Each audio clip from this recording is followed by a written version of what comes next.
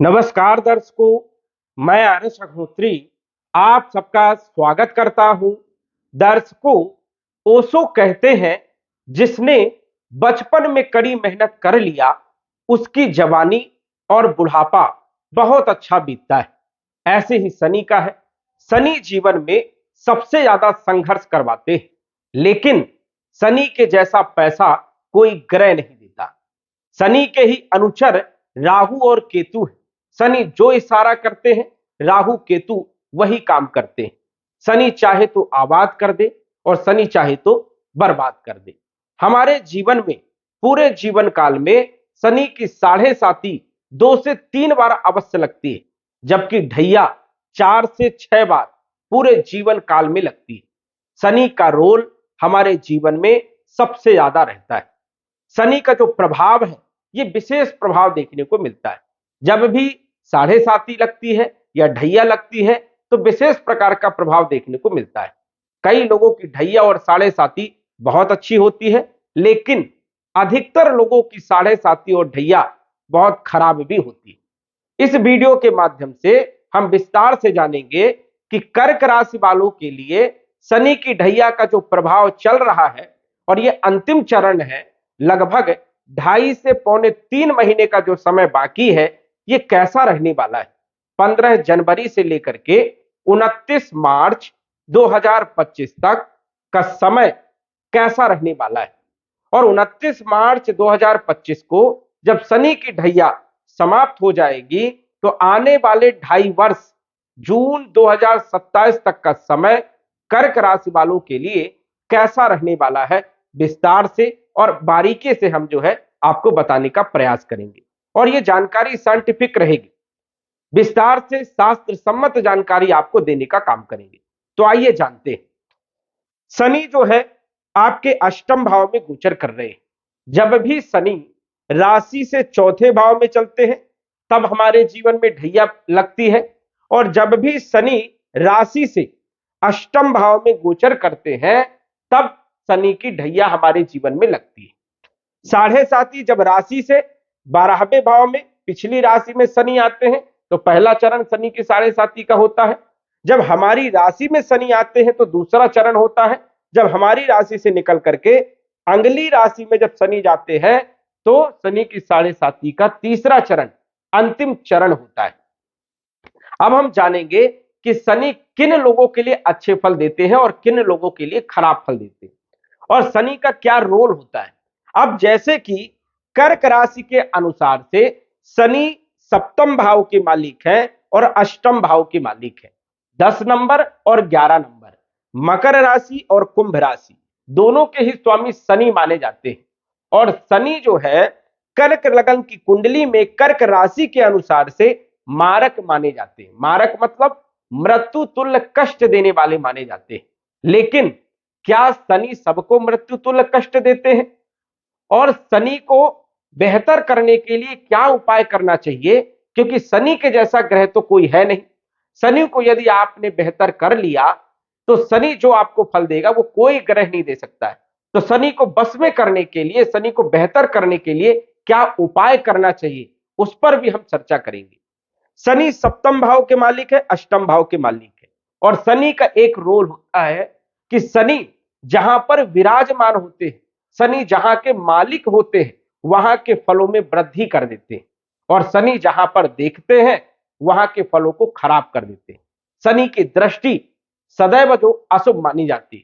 शनि की 3 दृष्टियां हैं, तीसरी दृष्टि, 7वीं दृष्टि और 10वीं दृष्टि। तो दृष्टि यदि पहले हम जाने तो शनि की जो तीसरी दृष्टि है वो आपके कैरियर के भाव में पड़ रही है, और ये दृष्टि 29 मार्च 2025 तक रहने वाली है। शनि कैरियर के भाव में देख रहे हैं और तीसरी दृष्टि सबसे ज्यादा अशुभ मानी जाती है। इसीलिए कर्क राशि वालों के लिए, कर्क लग्न वालों के लिए कैरियर में सबसे ज्यादा दिक्कत देखने को मिली। कई लोगों की नौकरी चली गई।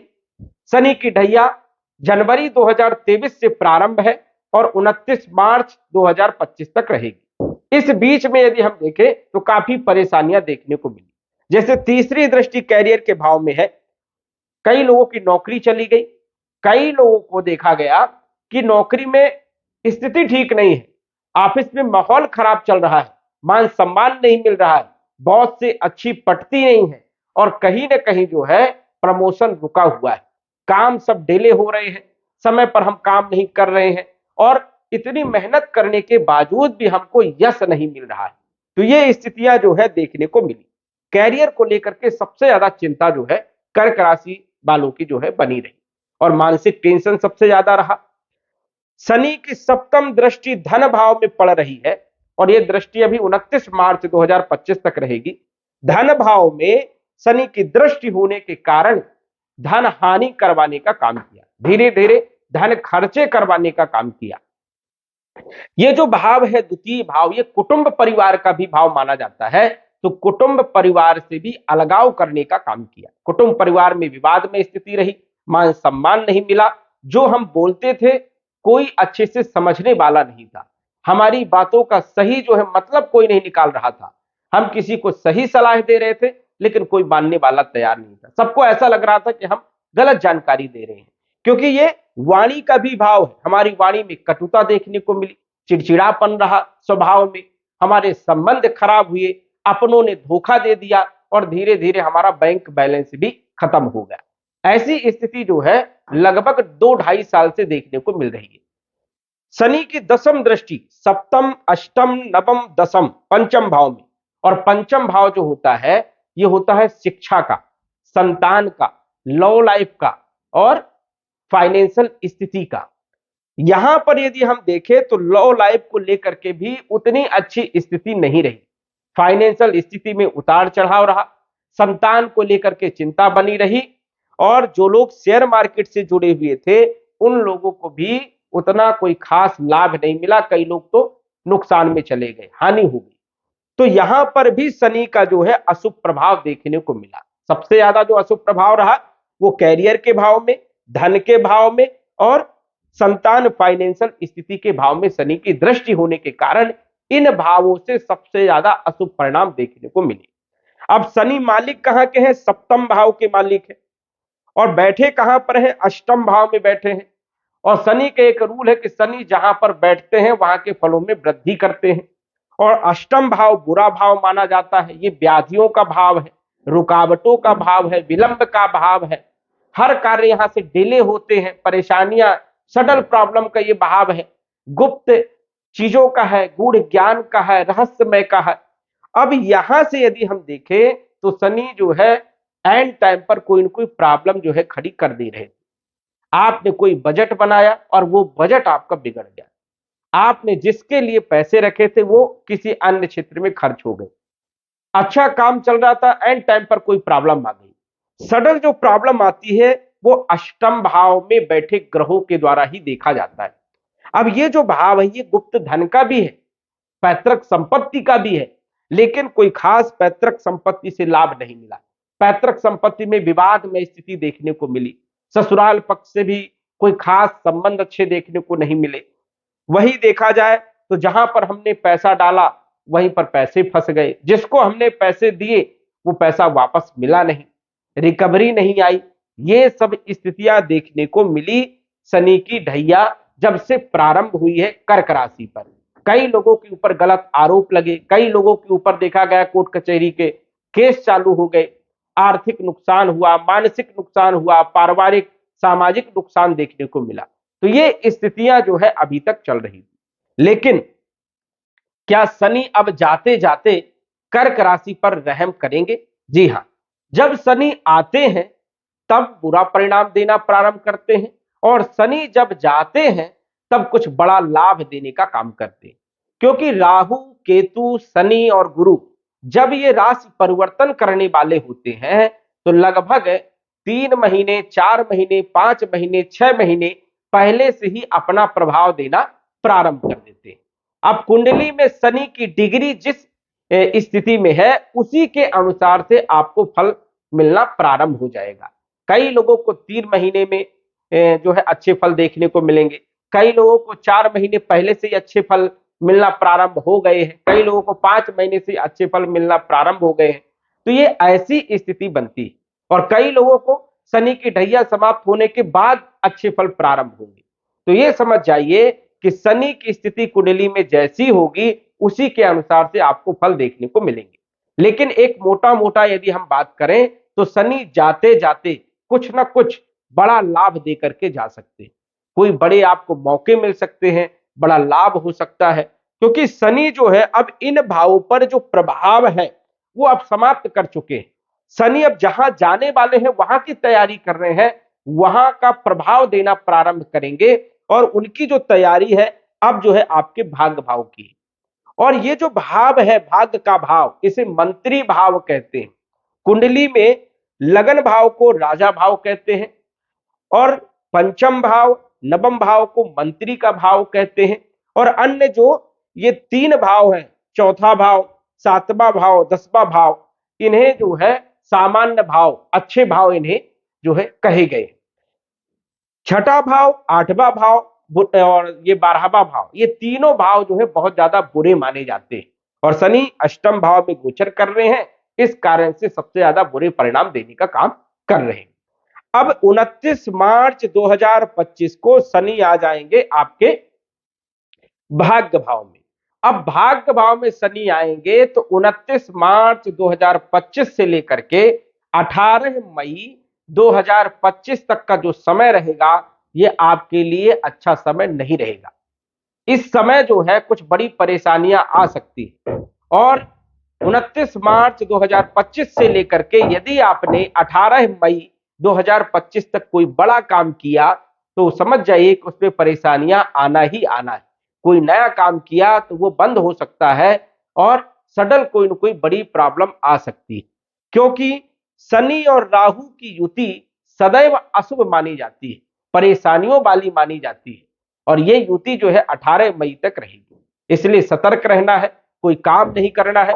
18 मई को राहु जैसे ही अष्टम भाव में आ जाएंगे, राहु और केतु सदैव वक्री होते हैं इसलिए ये उल्टा चलते हैं, जबकि अन्य ग्रह जो है वक्री और मार्गी होते हैं तो ये सीधे चलते हैं। अब राहु वक्री होंगे तो अष्टम भाव में आ जाएंगे और राहु जो है गूढ़ ज्ञान रहस्यमयी ग्रह और रहस्यमयी भाव में आ जाएगा तो स्वाभाविक है कि यहां पर अच्छे परिणाम देने का काम करेगा। और शनि जो है मंत्री भाव में मंत्री होकर के गोचर करेंगे तो स्वाभाविक है कि शनि का जो गोचर है ये हमारे लिए बहुत अच्छा रहने वाला है। तो ये भी एक बहुत अच्छी स्थिति रहने वाली है कि शनि जो है भाग्य भाव में गोचर करेंगे तो भाग्य को बदलने का काम करेंगे, क्योंकि शनि का तो रोल है कि शनि जहां पर बैठते हैं वहां के फलों में वृद्धि कर देते हैं।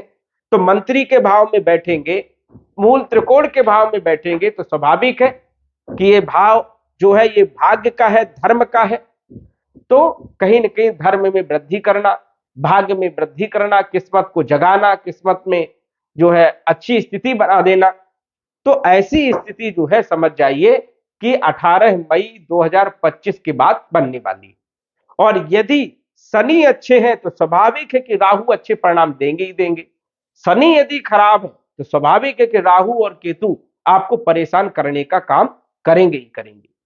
अब शनि 18 मई के बाद अच्छे होंगे तो राहु आपके अच्छे हो जाएंगे, केतु आपके अच्छे हो जाएंगे। शनि जो है भाग्य भाव में बैठेंगे तो भाग्य में वृद्धि करेंगे और ये सप्तम भाव के मालिक है। सप्तम भाव दाम्पत्य जीवन का होता है तो दाम्पत्य जीवन में चल रही परेशानियां भी दूर होंगी।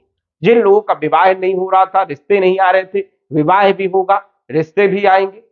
और जो लोग उस व्यापार में जो है पार्टनरशिप में थे और स्थिति ठीक नहीं थी, पार्टनर धोखा दे रहे थे, वहां पर भी स्थिति बेहतर होगी।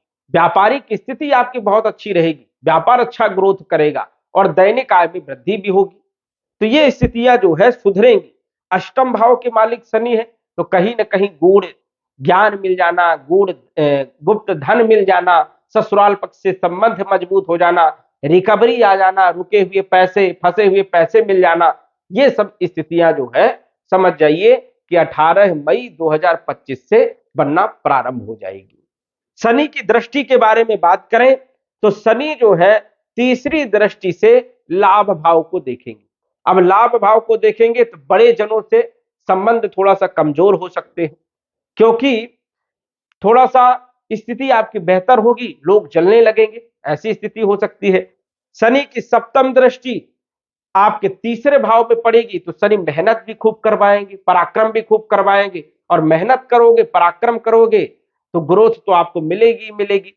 शनि की दसम दृष्टि, सप्तम अष्टम नवम दसम, अब दसम दृष्टि छठे भाव में होने के कारण शत्रु भी पैदा होंगे, शत्रु पैदा होंगे, लेकिन शत्रु कुछ बिगाड़ नहीं पाएंगे क्योंकि शनि की स्थिति बढ़िया है। तो शत्रु भी पैदा होंगे, ऋण पैदा हो सकता है, कर्जे आप ले सकते हैं व्यापार को बढ़ाने के लिए या किसी काम के लिए, ऐसी स्थितियां जो है बनेगी। लेकिन वही है कि कई सारे लाभ भी आपको मिलेंगे। जैसे व्यापार के लिए यदि आपने ऋण लिया तो आपको सफलताएं मिलेगी, व्यापार में आपको ग्रोथ मिलेगी। तो ये सब स्थितियां आपको देखने को मिलने वाली है। वही राहु अष्टम भाव में गोचर करेंगे तो यहां पर जो है गुप्त धन भी देने का काम करेंगे, गूढ़ ज्ञान भी देने का काम करेंगे। आपकी रुचि ज्योतिष में हो सकती है, आध्यात्म के क्षेत्र में हो सकती है, या फिर रिसर्च वाले क्षेत्रों में हो सकती है। और धन भाव को देखेंगे तो अचानक गुप्त धन भी देने का काम करेंगे। केतु की बात करें तो केतु धन भाव में ही विराजमान रहेंगे, तो केतु धन तो देते ही देते हैं, लेकिन कई बार कुटुंब परिवार में विवाद भी करवा देते हैं, वाणी में उग्रता भी ला देते हैं, और थोड़ा घमंड भी बढ़ जाता है। तो केतु पर थोड़ा सा आपको फोकस करना है, और कटु वाणी का प्रयोग आपको बिल्कुल करना नहीं है। तो इस चीज का आपको ध्यान रखना है। गुरु जो कि आपके लाभ भाव में वृषभ राशि में गोचर कर रहे हैं, ये आपके लिए सबसे बढ़िया है, क्योंकि लाभ भाव में गुरु का गोचर सबसे बढ़िया माना जाता है। और जो परेशानियां आपकी चल रही थी वहां पर गुरु का प्रभाव आपके लिए शुभ था, क्योंकि गुरु जहां पर देखते हैं वहां पर सब कुछ बढ़िया कर देते हैं। गुरु की दृष्टि बहुत अच्छी होती है, लेकिन गुरु जहां बैठते हैं वहां पर उतने अच्छे परिणाम नहीं देते। गुरु की पंचम दृष्टि, एक दो तीन चार पांच, तीसरे भाव में, जैसे शनि खूब मेहनत करवाएंगे, लेकिन गुरु रास्ता भी दिखाएंगे और कहीं ना कहीं आपको सपोर्ट करने का काम करेंगे।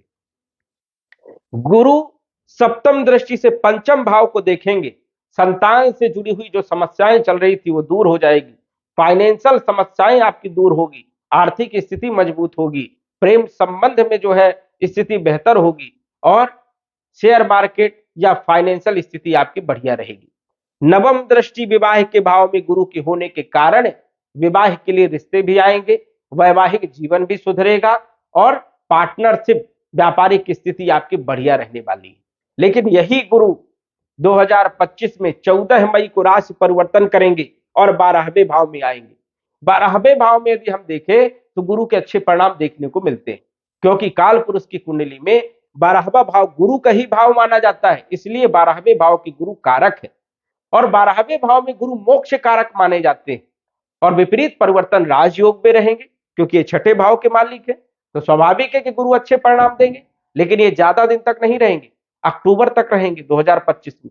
उसके बाद आ जाएंगे उच्च राशि में, एक्साइटेड हो जाएंगे, और यहां पर गुरु के सबसे बढ़िया परिणाम आपको दिसंबर तक देखने को मिलेंगे, क्योंकि पंच महापुरुष में से एक राजयोग बनेगा।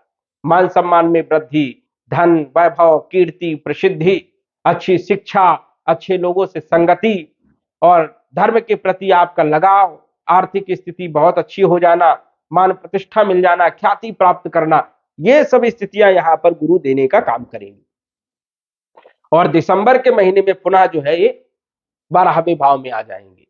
तो समझ जाइए कि गुरु की स्थिति भी आपके लिए जो है पूरे वर्ष बहुत अच्छी।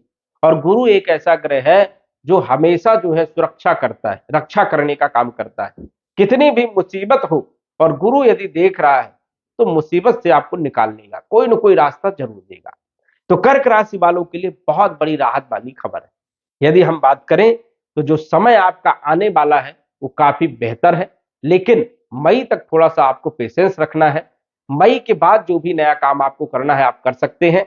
जैसे नौकरी में कोई दिक्कत है या नौकरी नहीं है तो समझ जाइए कि मार्च के बाद जरूर आपकी नौकरी लगेगी। व्यापार की स्थिति यदि आपकी खराब है तो मार्च के बाद जो है मई के बाद जो है ज्यादा स्थिति बेहतर होगी। और वही अन्य क्षेत्रों पर भी मई के बाद एक अच्छा योग है जिसमें आपको सफलता मिलेगी। अब शनि यदि कुंडली में बहुत ही ज्यादा खराब है, या महादशा शनि की चल रही है, अंतरदशा शनि की चल रही है, राहु की महादशा या शनि की अंतरदशा चल रही है, तो थोड़ा कम अच्छे परिणाम मिल सकते हैं, मतलब परेशानियां बनी रह सकती, क्योंकि महादशा में, अंतरदशा में राहु, शनि या केतु होंगे तो परेशानियां उत्पन्न करेंगी करेंगी। और इन ग्रहों की स्थिति यदि कुंडली में अच्छी नहीं है तो भी परेशानियां आपकी बनी रह सकती है। इसलिए सटीक जानकारी के लिए आप कुंडली का विश्लेषण करवा सकते हैं और घर बैठे ही सही जानकारी आप लगा सकते हैं। वैसे यदि हम बात करें उपाय के बारे में, तो शनि कितना भी खराब हो और यदि आपने पीपल की सेवा किया, पीपल में जल चढ़ाया, काली तिल मिश्रित जल आपको चढ़ाना है और पीपल का पेड़ बड़ा होना चाहिए, लगभग 50 वर्ष पुराना, 100 वर्ष पुराना, और नियम से यदि आप सुबह उठते हैं 7 बजे पीपल में जल चढ़ाते हैं, सुबह 7 बजे से पहले सूर्य को जल देते हैं, पीपल के नीचे दीपक लगाते हैं, 7 परिक्रमा या 21 परिक्रमा करते हैं, अपनी जो परेशानियां हैं वो यदि बोलते हैं तो जरूर आपकी समस्याएं जो है दूर होंगी और आपको लाभ मिलेगा। ये अवश्य करिएगा, क्योंकि पीपल की सेवा करना शनि सबसे ज्यादा लाभदायक देते हैं। इसलिए ज्यादा से ज्यादा पीपल के पौधे आप लगाइए, उनको पालिए। जिस प्रकार पीपल के पौधे ग्रोथ करेंगे वैसे आपके जीवन में भी ग्रोथ मिलेगी। तो ये उपाय जरूर करिएगा और सटीक जानकारी के लिए आप कुंडली का विश्लेषण भी घर बैठे करवा सकते हैं। तो दर्शकों, आज बस इतना ही। धन्यवाद। यदि आप अपनी कुंडली का विश्लेषण घर बैठे करवाना चाहते हैं तो दिए गए व्हाट्सएप नंबर से संपर्क करें। साधारण फीस जमा करके आप अपनी कुंडली का विश्लेषण फोन के माध्यम से घर बैठे ही करवा सकते हैं और जान सकते हैं अपने भूत, भविष्य और वर्तमान के बारे में। धन्यवाद। WhatsApp number 9479893911।